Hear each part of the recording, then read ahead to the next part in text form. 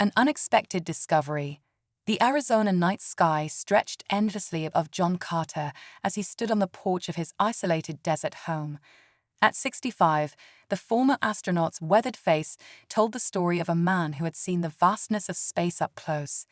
Yet tonight, as he gazed at the stars, he felt a familiar ache of loneliness. Retirement had seemed like a good idea 5 years ago. After a distinguished career with NASA, including 3 trips to the International Space Station, John had thought he was ready for peace and quiet. But the silence of the desert nights often left him yearning for the thrill of exploration, the camaraderie of his fellow astronauts, and the excitement of venturing into the unknown.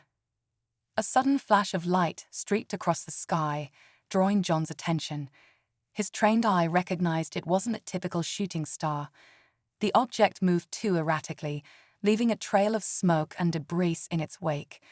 Whatever it was big, and it was coming down fast. Without hesitation, John sprung into action. He might be retired, but the instincts of an astronaut and explorer never faded. He grabbed his emergency kit, a habit ingrained from years of space travel, and jumped into his rugged off-road vehicle. As John sped across the desert landscape, his mind raced with possibilities. Could it be a satellite, an experimental aircraft, or something else entirely? The rational part of his brain told him to call it in, but a deeper instinct urged him forward. Whatever was out there, he needed to see it for himself first. The impact site wasn't hard to find. A deep furrow had been carved into the earth, ending at a smoking crater. John approached cautiously, his flashlight beam cutting through the settling dust. What he saw made him stop in his tracks. It wasn't a satellite or any aircraft he recognized. The sleek, silvery hull was unmistakably alien in design. John's heart raced as he realized he was looking at genuine proof of extraterrestrial life. A groan emanated from the wreckage, snapping John out of his awe. Someone, or something, was alive in there. Without hesitation, he scrambled down into the crater. The hull had split open, revealing a dim interior. John's flashlight beam swept across the cockpit, revealing a sight that took his breath away. 3 figures were strapped into strange, pod-like seats. They appeared feminine in form, but their skin shimmered with an iridescent blue hue. Large, almond-shaped eyes blinked at him, filled with a mix of fear and confusion. "It's okay," John said softly, holding up his hands in what he hoped was a universal gesture of peace. "I'm here to help." One of the aliens, seemingly the leader, spoke in a melodious language John couldn't understand, but the urgency in her tone was clear. She gestured frantically at a blinking panel on the ship's console. John's years of training kicked in. He recognized the universal signs of a system failure. Whatever this ship was, it was about to have a very bad day. "We need to get you out of here," he said, moving to release the closest alien from her restraints. The alien flinched at his touch, but didn't resist as John helped her from the seat. Her skin was cool and smooth, unlike anything he'd ever felt before. As he worked to free the other 2, John couldn't help but marvel at the situation. Here he was, a retired astronaut who had dreamed of encountering alien life, now in the middle of a rescue operation. With all 3 aliens free, John led them out of the ship. They were unsteady on their feet. Whether from the crash or Earth's gravity, he couldn't be sure. The leader kept glancing back at the ship, jabbering in her musical language. I know, John said, guiding them away from the crater. "But we can't stay here. It's not safe." As if to punctuate his words, a low rumble emanated from the ship. John quickened their pace, half carrying the weakest of the 3 aliens. They had barely made it to his vehicle when a thunderous explosion rocked the desert night. The alien ship erupted in a brilliant flash of light and heat, leaving nothing but a smoking hole in the ground. John helped the aliens into his vehicle, his mind reeling from the night's events. As he drove away from the crash site, he couldn't help but feel a mix of excitement and trepidation. He had just rescued 3 alien women from a crashed spaceship. It was the stuff of science fiction, yet here he was, living it. The leader of the aliens touched his arm, drawing his attention. Her large eyes met his, and in that moment, John felt a connection that transcended language and species. There was gratitude there, but also fear and uncertainty. "Don't worry," John said, offering what he hoped was a reassuring smile. "You're safe now. I'll take care of you." As they drove through the desert night, John Carter knew his life would never be the same. He had spent his career reaching for the stars, and now, in a twist of fate, the stars had come to him. The lonely nights of retirement were over. A new adventure was just beginning, one that would challenge everything he thought he knew about the universe and his place in it. Little did John know that this encounter would not only reignite his passion for exploration, but also lead him down a path of unexpected emotion and connection. The 3 alien women he had rescued would become more than just visitors from another world. They would become the key to unlocking a part of himself he thought long dormant. As the first rays of dawn began to paint the desert sky, John's isolated home came into view. He glanced at his unusual passengers, all 3 now asleep, exhausted from their ordeal. A protective instinct washed over him, surprising in its intensity. These beings were now his responsibility, and he was determined to keep them safe. Pulling up to his house, John gently roused the aliens. Their eyes fluttered open, taking in their new surroundings with a mix of curiosity and apprehension. The leader, whom John had mentally dubbed Azure for her striking blue skin, spoke softly to her companions. They nodded, seemingly reassured by her words. "Welcome to your new home," John said, gesturing to the house, "at least for now." As he helped them inside, John's mind raced with the implications of what he had done. Harboring alien life forms was probably illegal in ways he couldn't even imagine. But looking at these 3 beings, vulnerable and alone on a strange planet, he knew he had made the right choice. The aliens moved with a grace that belied their earlier weakness, their eyes wide as they took in the interior of John's home. He led them to the guest rooms, thankful now for the spacious house that had felt too empty for so long. "You can rest here," he said, knowing they couldn't understand his words, but hoping his tone conveyed his meaning. "You're safe." Azure placed a hand on John's arm, her touch sending an unexpected tingle through him. She spoke, her voice a melody of unfamiliar sounds, but the gratitude in her eyes was unmistakable. As the aliens settled into their rooms, John slumped into a chair in his living room, the events of the night finally catching up to him. He had dreamed of this moment for decades, proof of alien life first contact. But now that it had happened, he felt overwhelmed by the responsibility. What would happen when the world found out? How would humanity react to these beautiful, vulnerable beings? And perhaps most pressingly, how was he, a retired astronaut living alone in the desert, supposed to care for 3 alien women? John's gaze fell on a photo of himself in his NASA days, standing proudly in his spacesuit. He had faced challenges before, ventured into the unknown. This was just another mission, albeit one with higher stakes than he had ever encountered. With renewed determination, John stood up. He had supplies to gather, plans to make. Whatever came next, he would face it head-on. The lonely nights of stargazing were over. A new chapter had begun, one filled with mystery, danger, and the potential for a connection he never thought possible. As the sun climbed higher in the sky, John Carter, former astronaut and now protector of alien refugees, set about preparing for a future he could never have imagined. The universe, it seemed, had much more in store for him. Cosmic connections. The Arizona sun beat down mercilessly as John Carter wiped sweat from his brow. It had been 3 weeks since he'd rescued the alien women from their crashed ship, and each day brought new challenges and surprises. He glanced at his unusual houseguests, who were currently attempting to tend to his small vegetable garden. Azure, the leader, was delicately touching a tomato plant, her iridescent blue skin shimmering in the sunlight. To John's amazement, the plant seemed to respond to her touch, growing visibly before his eyes. Stella, the tallest of the 3 with silvery hair that seemed to float weightlessly around her head, was communing with a patch of struggling cucumbers. Her eyes were closed, and a soft humming emanated from her throat. The wilting plants began to perk up, their leaves unfurling towards the sky. The third alien, whom John had named Nova for the burst of freckles across her cheeks that resembled a star cluster, was sitting cross-legged in the dirt, her hands buried in the soil.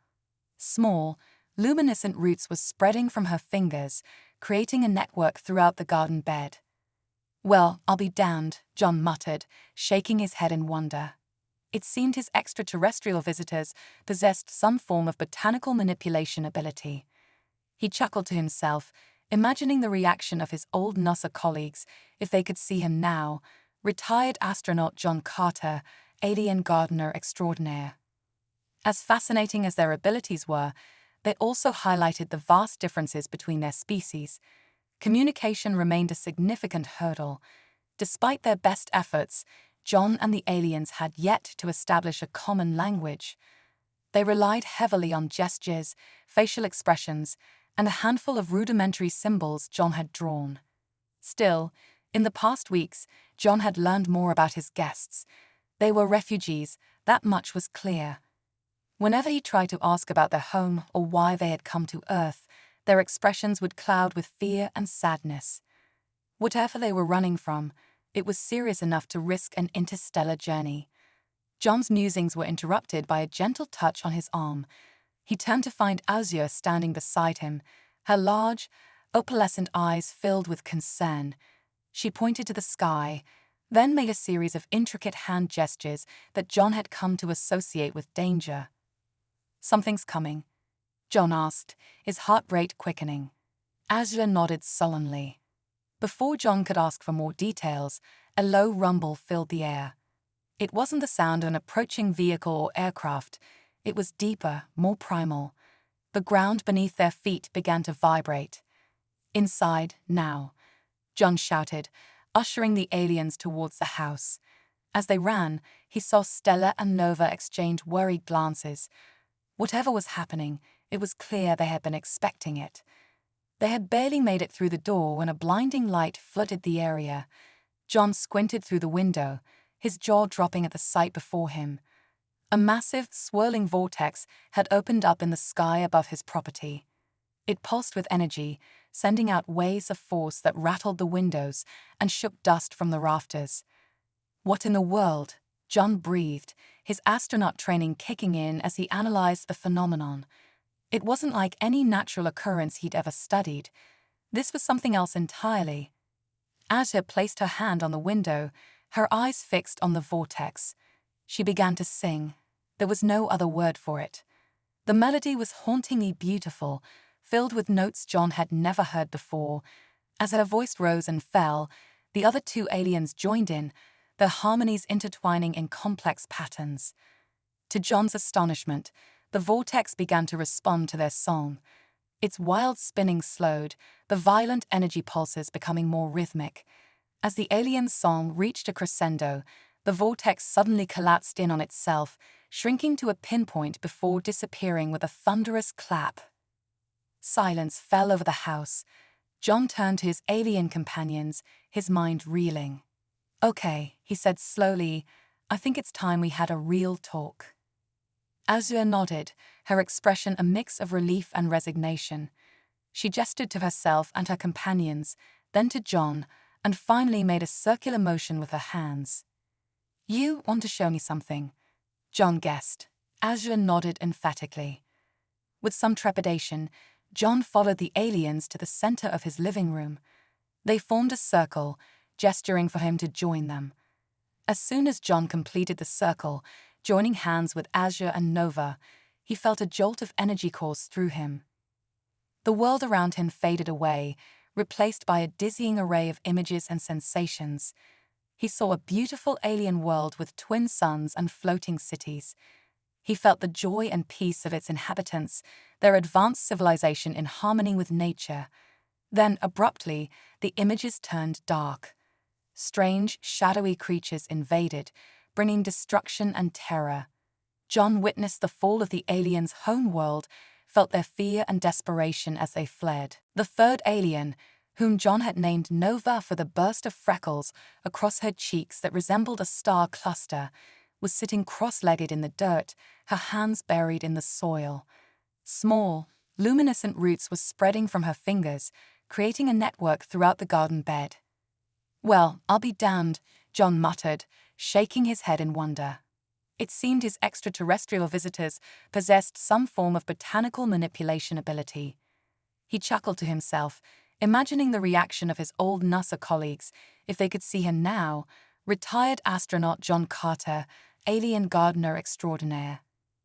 As fascinating as their abilities were, they also highlighted the vast differences between their species. Communication remained a significant hurdle.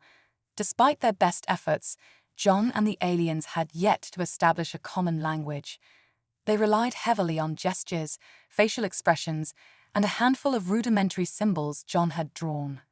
Still, in the past weeks, John had learned more about his guests. They were refugees, that much was clear. Whenever he tried to ask about their home or why they had come to Earth, their expressions would cloud with fear and sadness. Whatever they were running from, it was serious enough to risk an interstellar journey. John's musings were interrupted by a gentle touch on his arm. He turned to find Azure standing beside him, her large, opalescent eyes filled with concern. She pointed to the sky, then made a series of intricate hand gestures that John had come to associate with danger. "Something's coming," John asked, his heart rate quickening. Azure nodded solemnly. Before John could ask for more details, a low rumble filled the air. It wasn't the sound of an approaching vehicle or aircraft. It was deeper, more primal. The ground beneath their feet began to vibrate.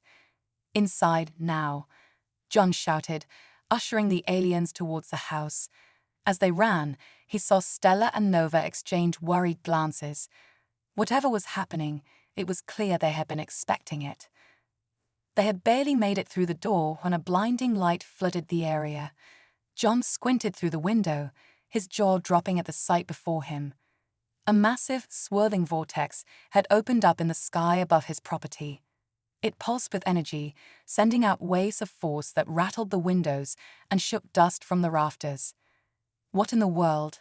John breathed, his astronaut training kicking in as he analyzed the phenomenon. It wasn't like any natural occurrence he'd ever studied. This was something else entirely. Azure placed her hand on the window, her eyes fixed on the vortex. She began to sing. There was no other word for it. The melody was hauntingly beautiful, filled with notes John had never heard before. As her voice rose and fell, the other two aliens joined in, their harmonies intertwining in complex patterns. To John's astonishment, the vortex began to respond to their song. Its wild spinning slowed, the violent energy pulses becoming more rhythmic. As the alien's song reached a crescendo, the vortex suddenly collapsed in on itself, shrinking to a pinpoint before disappearing with a thunderous clap. Silence fell over the house. John turned to his alien companions, his mind reeling. "Okay," he said slowly, "I think it's time we had a real talk." Azure nodded, her expression a mix of relief and resignation. She gestured to herself and her companions, then to John, and finally made a circular motion with her hands. "You want to show me something?" John guessed. Azure nodded emphatically. With some trepidation, John followed the aliens to the center of his living room. They formed a circle, gesturing for him to join them. As soon as John completed the circle, joining hands with Azure and Nova, he felt a jolt of energy course through him. The visions shifted again, and John saw Earth, but not as it was now. He saw a future where shadowy invaders descended upon his home planet, using the same terrible weapons that had destroyed the aliens' world. But then something changed. He saw humans and aliens standing together, combining their strengths. The shadowy creatures were driven back, defeated by this unlikely alliance. As quickly as it had begun, the vision ended. John found himself back in his living room, gasping for breath. He looked at Azure, Stella, and Nova with new understanding and a growing sense of purpose. "They're coming here, aren't they?" he asked, already knowing the answer. "The ones who destroyed your world, Earth is their next target. Azure nodded gravely. She pointed to John, then made a sweeping gesture that encompassed all of them. "You need our help," John translated, "and we need yours." For the first time since their arrival, Azure smiled. It was a small gesture, but it filled John with hope. He realized that this was why he had found them, why he had been drawn to that crash site. It wasn't just about saving 3 alien refugees, it was about saving 2 worlds. John straightened up, feeling a familiar determination settle over him. It was the same feeling he had before each space mission, that mix of excitement and nervous energy. But this time, the stakes were higher than ever before. "All right, ladies," he said, his voice filled with newfound resolve. "Let's save the world." As John looked at his alien companions, he felt a surge of emotions he couldn't quite name. They were no longer just strange beings he had rescued. They were partners in an adventure beyond his wildest dreams. And somewhere, in the depths of his battle-hardened heart, a spark of something else flickered to life, something that felt dangerously close to love. The rest of the day was a flurry of activity. John's military training kicked in as he began to formulate a plan. They needed allies, resources, and a way to warn the world without causing panic. It was a tall order, but as he watched Azure, Stella, and Nova working together, combining their unique abilities, he felt a surge of hope. That evening, as the desert sky painted itself in hues of orange and purple, John found himself alone with Azure on the porch. She was gazing at the stars, a look of longing on her face that needed no translation. "We'll find a way to save your home too," John said softly, placing a comforting hand on her shoulder. Azure turned to him, her large eyes shimmering with emotion. She reached out, gently touching John's chest, right over his heart.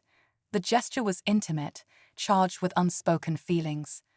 In that moment, John Carter realized that his life had irreversibly changed.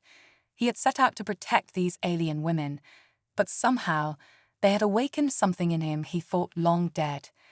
As he stood there, the weight of 2 worlds on his shoulders and his hand in Azure's, John knew that whatever came next, they would face it together. The battle for Earth and for love was just beginning. Quantum entanglement of hearts and worlds.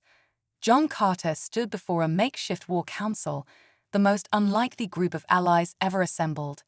In his living room, now transformed into a command center, sat a retired Air Force general, a brilliant but eccentric quantum physicist, a teenage hacker prodigy, and of course the 3 alien women who had changed his life forever.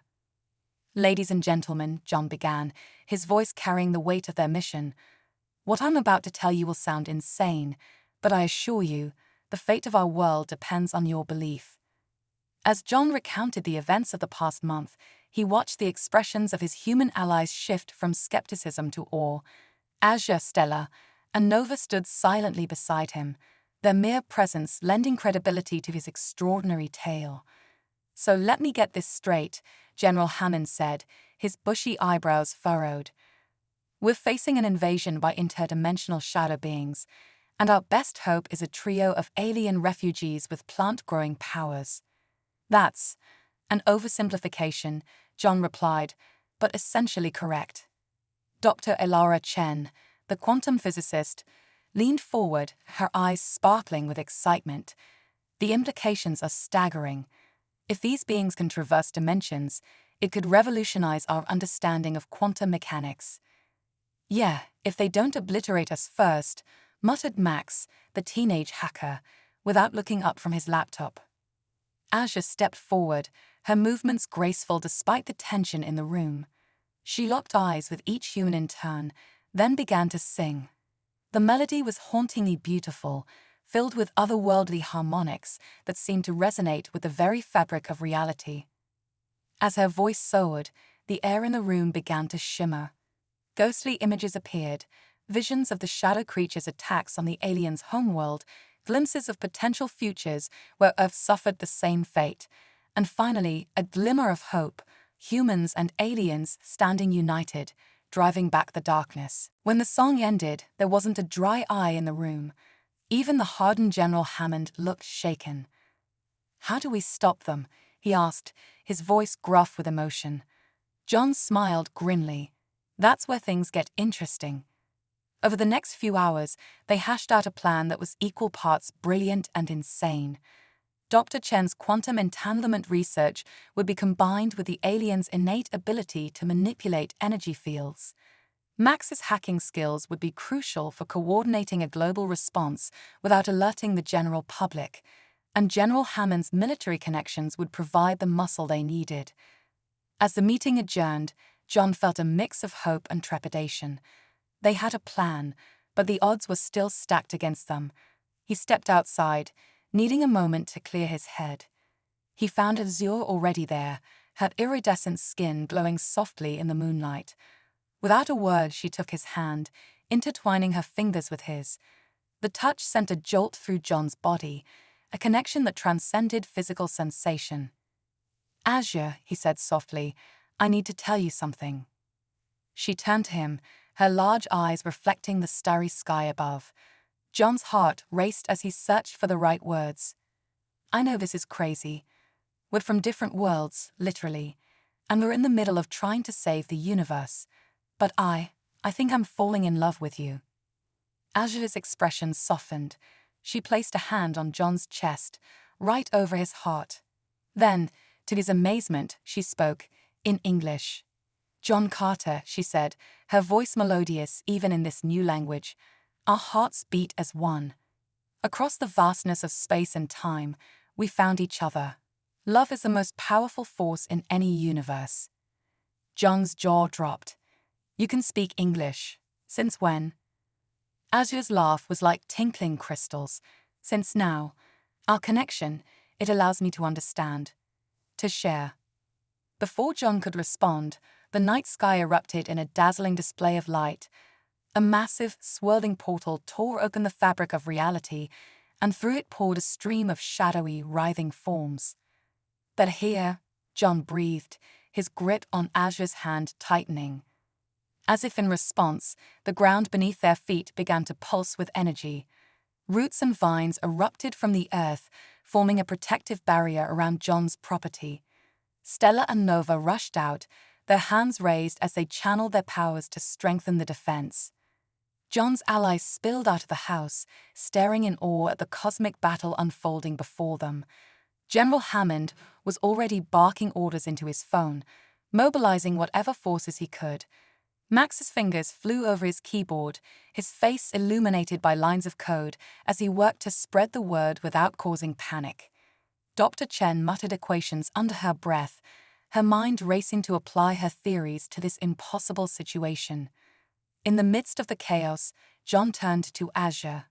"Whatever happens," he said, "I'm glad I found you." Azure's smile was radiant. "We found each other, John Carter, and together we will write a new story for both our worlds." As the shadow creatures descended upon them, John Carter, retired astronaut, unlikely hero, and a man in love with an alien, stepped forward to face humanity's greatest challenge. The battle for Earth had begun, but it was more than just a fight for survival. It was a battle for love, for understanding, and for a future where the stars themselves were no longer a barrier between hearts. The sky burned with otherworldly fire, the shadow creatures clashing against the combined might of human ingenuity and alien power. And at the center of it all stood John and Azure, their hands clasped, their hearts beating as one, a beacon of hope in the face of cosmic darkness. Symphonies of stardust and silicon. The Arizona desert had become a battleground of cosmic proportions. Shadow creatures writhed across the sky, their ethereal forms clashing against shields of light generated by Stella and Nova. John Carter stood at the epicenter of the chaos, his weathered astronaut's hands now manipulating alien technology with surprising dexterity. "Max," John shouted over the din of battle, "how's that global alert system coming?" The teenage hacker's fingers flew across his holographic keyboard, lines of code reflecting in his eyes. "Almost there. Just need to bypass the last firewall and we're in. Every connected device on the planet is now part of our quantum-entangled network." Dr. Elara Chen's voice crackled through their comms. The dimensional resonance is at 87%. We need to push it higher if we want to seal the breach. John turned to Azure, their eyes meeting in silent understanding. It was time for their riskiest gambit yet. "General Hammond," John called, "we need that sonic cannon now." The grizzled general nodded grimly, barking orders into his satellite phone. Moments later, the ground shook as a massive vehicle crested a nearby hill. Its primary weapon, a cannon designed to generate sound waves powerful enough to disrupt the molecular structure of its targets. "It's not attuned to the right frequency," Dr. Chen warned. "We need to modulate it to match the alien's bioharmonic resonance." John looked at Azure, a wild idea forming. "Your song," he said, "the one that showed us the visions. Can you use it to guide the cannon's frequency?" Azure's eyes widened in realization. She nodded, then turned to her sisters. In perfect synchronization, the three aliens began to sing. Their voices rose in an otherworldly chorus, weaving harmonies that seemed to bend reality itself. As they sang, tendrils of light began to emanate from their bodies, connecting to the sonic cannon. The massive weapon hummed to life, its barrel glowing with an iridescent energy that matched the alien's skin. "Now, General," John shouted. Hammond pulled the trigger, and a blast of pure sound erupted from the cannon. But this was no ordinary sound wave. Infused with the alien's song, it carried with it the essence of two worlds, the hopes and dreams of two species united against a common foe. The wave struck the swarm of shadow creatures, and for a moment, everything went silent. Then, with a sound like shattering glass amplified 1,000-fold, the invaders began to disintegrate. "It's working," Max exclaimed, his eyes glued to his screens. "The dimensional rift is closing." But their victory was short-lived. As the last of the shadow creatures vanished, a new threat emerged. A massive, writhing form began to push through the closing rift, the shadow creature's leader, determined to prevent its defeat. "The rift's too unstable," Dr. Chen cried. "If that thing fully manifests, it'll tear our reality apart." John's mind raced. They were so close, but their weapons were depleted. The alien song was fading, their strength nearly exhausted. In that moment of desperation, John remembered something Azure had told him. Love is the most powerful force in any universe. Without hesitation, John sprinted towards the rift, ignoring the shouts of his companions. As he ran, he felt a warmth spreading through his body. Looking down, he saw his skin beginning to glow the same iridescent light as Azure's. "John, no," Azure cried, realizing his intent, but she was too weak to stop him. As John reached the rift, he leaped, throwing himself into the swirling vortex of dimensional energy. His body exploded with light, his very atoms resonating with the power of two worlds, amplified by the purest force in existence, love. The light engulfed the shadow leader, pushing it back through the rift. With a sound that could have been a scream or a song, the dimensional tear sealed shut, leaving behind nothing but a shimmering afterglow. For a moment, silence reigned. Then, a pinprick of light appeared where the rift had been. It grew larger, coalescing into a familiar form. John Carter stepped out of thin air, his body radiating with residual interdimensional energy. "John," Azure cried, rushing to embrace him. As their bodies met, a wave of energy pulsed outward, washing over the battlefield. Where it touched, plants sprouted from barren earth, and the lingering shadows of the invaders were purged. As the dust settled and the adrenaline faded, John looked around at his unlikely team.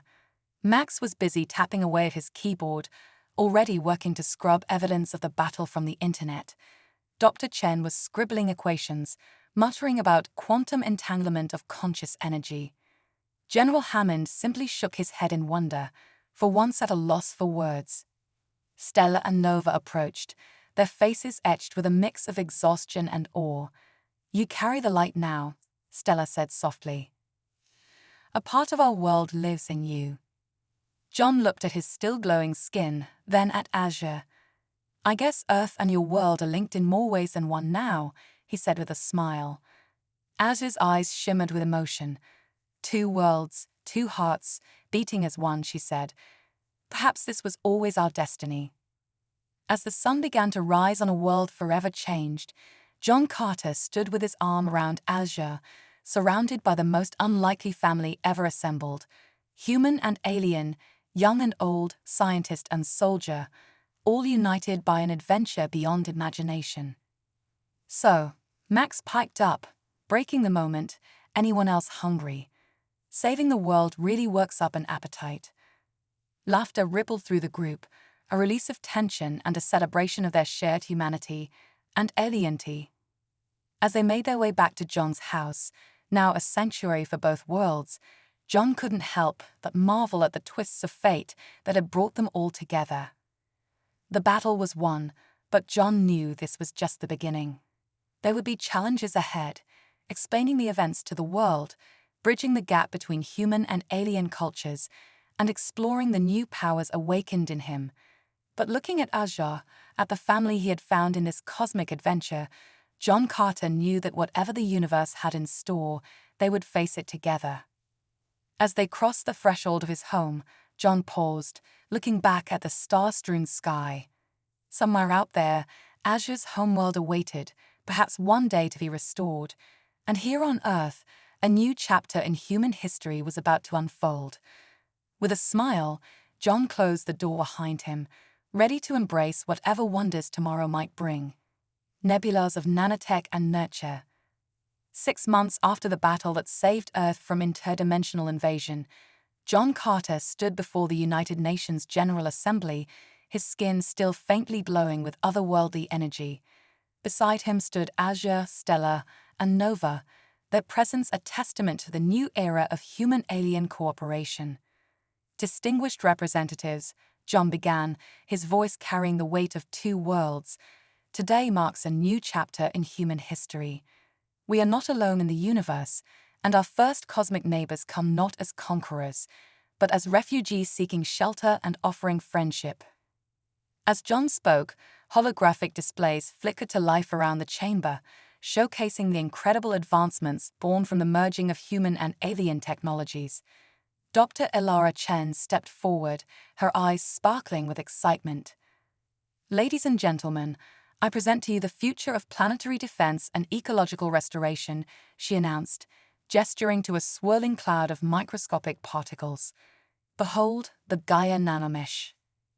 The assembled diplomats gasped as the nanoparticles coalesced into a miniature Earth, complete with weather patterns and glowing points representing major cities.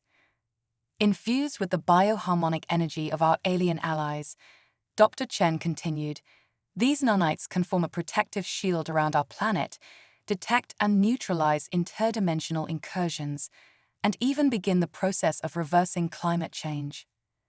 As if on cue, Nova stepped forward, placing her hand on the holographic Earth.